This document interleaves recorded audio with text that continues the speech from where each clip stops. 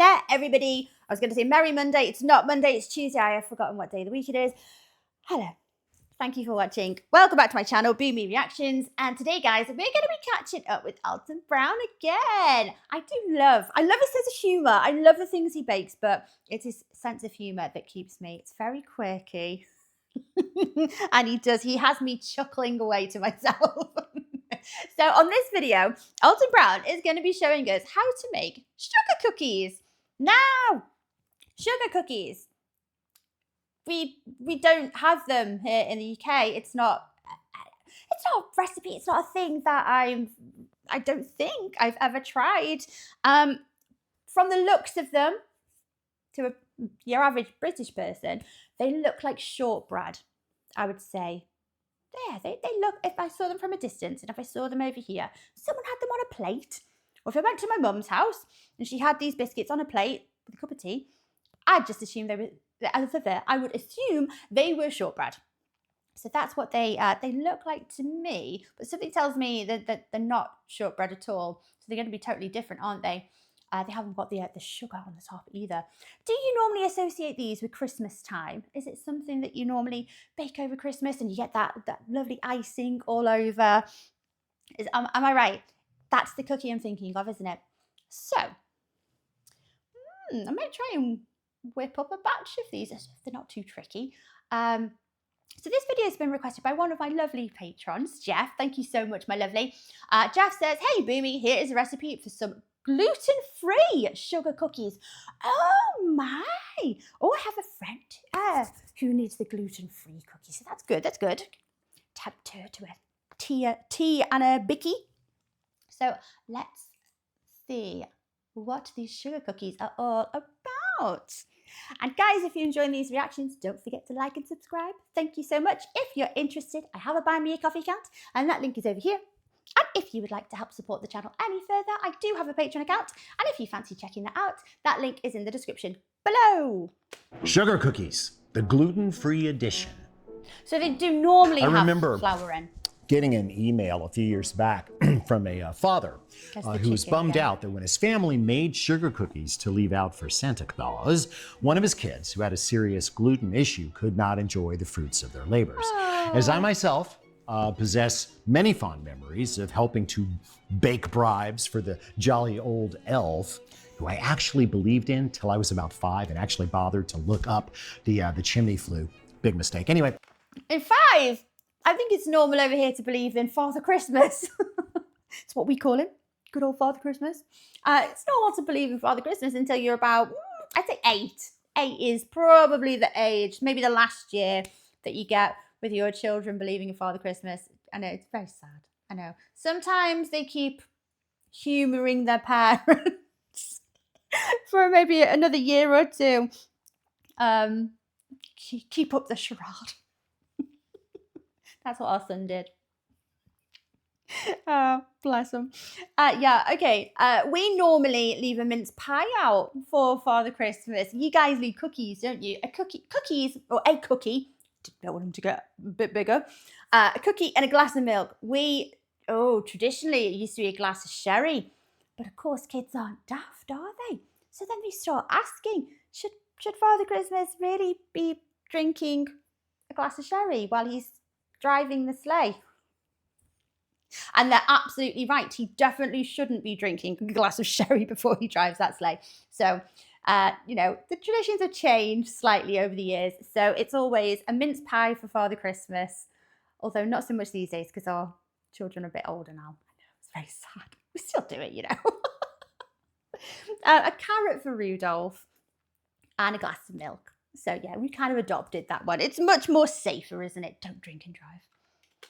I wanted to help. So I took the holiday sugar cookie recipe from a Good Eats episode we did called the Cookie Clause, and I attempted to adapt it with a popular commercially available gluten-free flour mix. Okay. Disappointment was the outcome, so I tried it again with another popular mix, and again, no joy. So finally, I set out to concoct a new gluten-free flour mixture, specifically to make the cookies, but I ended up liking it so much that I now use it for everything from biscuits to pancakes, basically anything baked that does not require the springy molecular matrix that results from the union of the proteins gliadin and glutenin in the presence of H2O. Ooh, we're going into some science now. Yeah, years ago, I accidentally used the wrong recipe and I made peanut butter cookies, but made the gluten-free version. Not that there's an awful lot of flour in them anyway, but yeah, this one year I used the wrong recipe and we preferred them so much more. They've just become a staple now. So no flour definitely doesn't mean a compromise in flavor at all. AKA gluten. Science. No? Oh, we've gone. The approach that finally worked requires 5 different categories of ingredients, starting with kind of neutral flours. In this case, 250 grams each of white rice flour and brown rice flour. Brown rice flour? And then a pure starch. That's going to be 150 grams each of cornstarch, tapioca flour, which is never called starch, and 100 grams of good old-fashioned potato starch. We also need a protein source, played here by 90 grams of non-fat dry milk powder, and finally a gum in the form of 10 tiny grams of xanthan gum. Now, I haven't used xanthan gum a lot over the years. I think I've only ever used it. I'm sure it was in a fondant, some kind of icing or like a fondant icing or something like that. So xanthan gum is something to create like a thicker texture. Is it a thickener? Am I right, guys? Let me know. When we're talking gums here, we're not talking about chewing gum, although they are related. But gums are plant-based polysaccharides, the really huge molecules that can form elastic gels and are critical in gluten-free mixtures. Xanthan gum, my personal favorite, is a really big molecule produced by fermenting sugar with Xanthomonas campestris, a bacteria that grows on cabbages.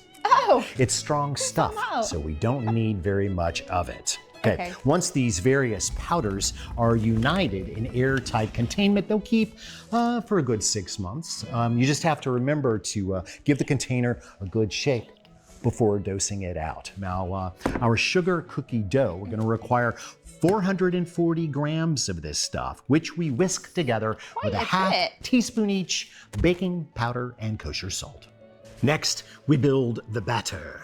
Set up your stand mixer and load in 227 grams each of room temperature unsalted butter and sugar.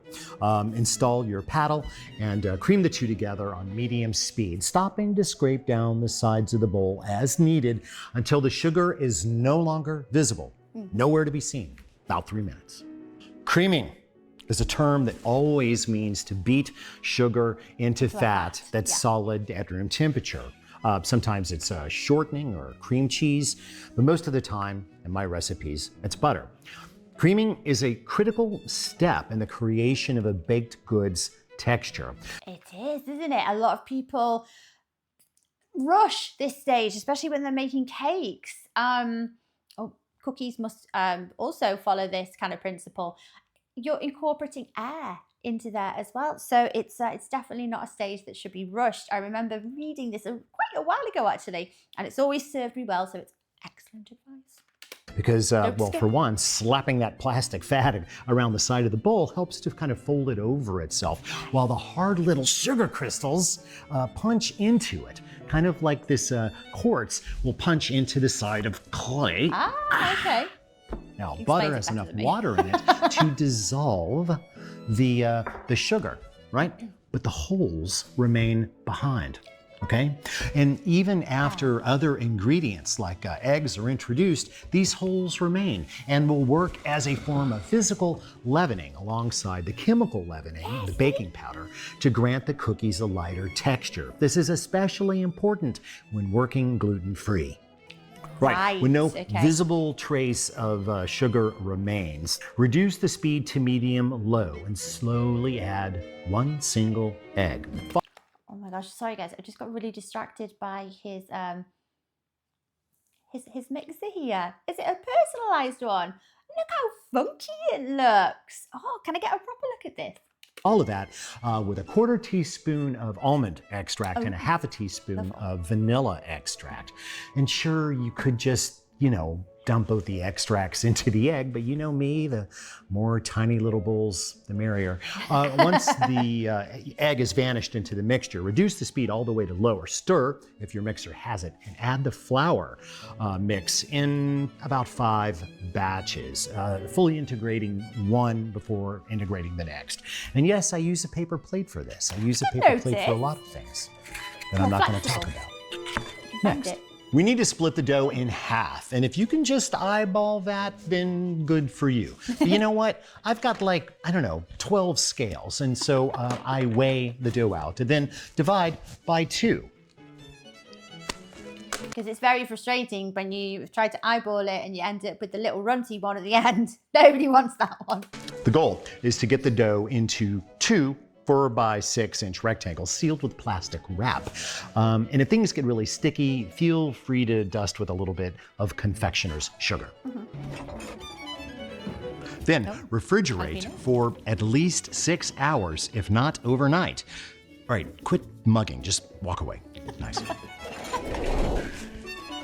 All right, I know, 6 hours seems like a lot, but without the structural safety net of gluten, this dough has got to fully hydrate or it will be really, really impossible to work with. Ah. When you're ready to roll, grab one of the doughs from the fridge and let it just soften on the counter for about 10 minutes. However, if you chill overnight, it may take more like 20. I'll be back. Before rolling, have 2 parchment-lined half-sheet pans or cookie sheets standing by to receive the cut cookies. For rolling, you need 2 more sheets of parchment and a set of pastry rulers or spacers, very handy multitaskers, and set them on their 1/4 inch side. You're gonna need a rolling pin, mine's French, cookie cutters, a small offset spatula, and some confectioner's sugar for dusting. And by dusting, I only mean the bottom piece of parchment, okay? And then place the dough right in the middle and top with the second piece. The reason I don't sugar the top of the dough is it sometimes can leave little gritty pits, and I want this nice and smooth. Roll gently into a rectangle about 1/4 of an inch thick. Obviously, you've got the spacers to ensure that. But you're gonna need to stop every now and then and check for cracks that can appear at the edges. Just squeeze them together. Handy little things, those spacers. I don't have any of those. Do they work? Oh, you'd get like a really even, consistent thickness of the dough. It's a good idea. Then punch out your cookies with the festive holiday cutters of your choice.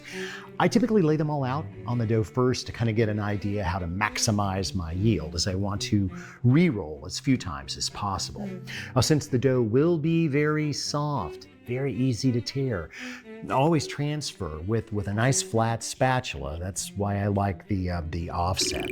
Handle them as little as possible and resist the urge to pack them closely together on the pan. I generally get 18 to 20 cookies out of one dough, and I do that on 2 sheet pans, depending of course on the size of the cutters. Next, refrigerate for 30 minutes. Now, this is absolutely necessary as non-gluten cookie doughs spread quite a bit more in the oven than gluten-containing doughs. The problem is I never have room in here for 2 sheet pans of cookies. Yeah. However, especially at Christmas, I always have room in the freezer for a few of these ice blankets that are kind of like rectangular bubble wrap, only the bubbles are filled with distilled water that freezes. They're not really great for long-term chilling, but for short-term, they really can't be beat. And of course, they're reusable. Place the ice sheets just right on the counter, and then park the cookie sheets atop and cover with a lint-free tea towel for half an hour. The towel will absorb any condensation that might settle on the surface of the dough, and also, provide a little bit of insulation. At this point, go ahead and position one oven rack in the top third of the hot box there, and one in the bottom third, and crank the oven to 325 degrees. Dipping away at those cookies there. What was it looked like an alcoholic drink. I've never done that before. You only dip them in a cup of tea or coffee. Oh, and now's also when I usually go ahead and fetch the second dough and get it softening on deck so that I can roll it right after the first batch of cookies go in. So he's not icing these ones. When the oven hits temp, wait 5 more minutes because most ovens lie. Then load up the first batch and bake 8 minutes. Then rotate, meaning move the top to the bottom and the bottom to the top, and spin each pan 180 degrees at the same time. Now, continue baking until the cookie edges just start to really brown, approximately 7 more minutes. But I would start checking at 6 if I were you. Now stop right there. Notice that smudged cookie? 2, actually. That happened because I carelessly allowed the corner of the side towel I was using as a hot mitt to barely brush the top of the cookie. Well done it. That is how soft these cookies are during baking, so do be careful. Now, I could have just reshot that and made myself look perfect, but I am so not perfect, and you might as well know the truth. Fine. Now, upon extraction, just slide the pans onto cooling racks and leave them completely alone for 10 minutes before moving and cooling completely. Oh, see that?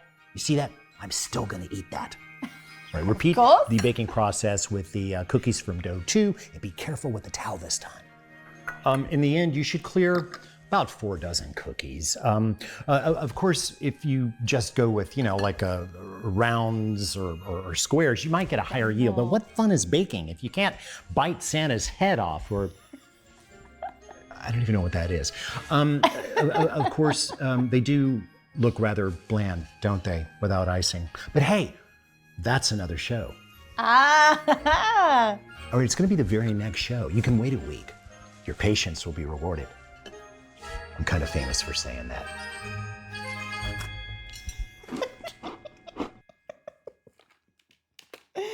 Oh, he's a cheeky chap. Get